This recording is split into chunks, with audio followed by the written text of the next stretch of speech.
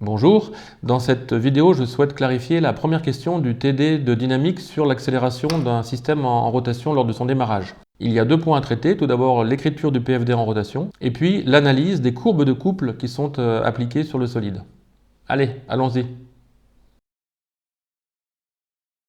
Le PFD appliqué à un solide en rotation pure s'écrit avec ces deux équations. La somme des forces extérieures est égale à 0, ça implique qu'il n'y a absolument aucune accélération linéaire, suivant aucun des trois axes. Et puis d'autre part, la somme des moments extérieurs appliqués au point G est égale à J dω sur dt, dω sur dt étant l'accélération angulaire. On peut aussi l'appeler oméga point. Si on se concentre sur la deuxième équation, on peut l'écrire d'une autre manière. Somme des moments par rapport à G est égale à J dω sur dt ou J oméga point. Ici, comme on a affaire à deux moments, on peut remplacer le symbole sigma, ici, qui veut dire somme, par les deux moments. Ici, les deux moments appliqués sur l'arbre, ce sont d'une part le couple moteur, Cm, d'autre part le couple résistance, Cr. Donc on devrait écrire Cm plus Cr est égal à J oméga point. Ça, c'est une façon de travailler qui fonctionne toujours. Et lorsque vous allez résoudre votre équation, eh bien, les valeurs que vous allez obtenir pour Cm et pour Cr auront un signe.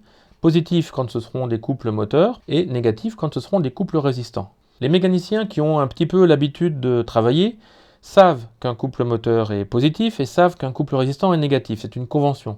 Et dans ce cas-là, la plupart des mécaniciens vont écrire l'équation d'une manière différente. Ils vont écrire Cm moins Cr est égal à J oméga point. Dans ces cas-là, vous allez obtenir non pas la valeur signée de Cm ou de Cr avec un moins ou un plus, vous n'obtiendrez que des valeurs absolues. Ici, vous aurez une valeur positive pour Cm, ça c'est normal, et ici, vous aurez une valeur positive pour Cr, puisque le signe moins est déjà dans l'équation. Donc attention, vous pouvez utiliser n'importe laquelle des deux équations, elles sont identiques, et surtout prenez bien conscience du signe des termes que vous allez obtenir. Dans le texte de TD, on vous parle d'un solide qui est soumis à deux couples, un couple moteur qui est constant, c'est la courbe rouge, et un couple résistant qui dépend de la vitesse, c'est la courbe bleue. Lorsque l'on dessine ces deux courbes en fonction de la vitesse de rotation, attention, l'abscisse c'est une vitesse de rotation, c'est pas habituel, eh bien on observe deux zones. À gauche, le couple moteur est strictement supérieur au couple résistant. Ça veut dire que l'accélération angulaire, oméga point, est strictement positive, et donc le solide accélère, sa vitesse augmente. Tandis que dans la partie droite du graphe, Cm est strictement inférieur à Cr, c'est-à-dire que l'accélération angulaire oméga point est strictement négative. Et donc ça veut dire que le solide ralentit. Donc vous avez dans la partie gauche un solide qui accélère, dans la partie droite un solide qui ralentit, donc la vitesse va converger vers le point défini par Cr égale à Cm, c'est-à-dire oméga point égale à 0.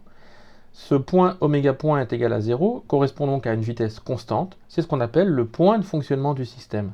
Quelle que soit la vitesse initiale, elle va converger vers cette vitesse de fonctionnement.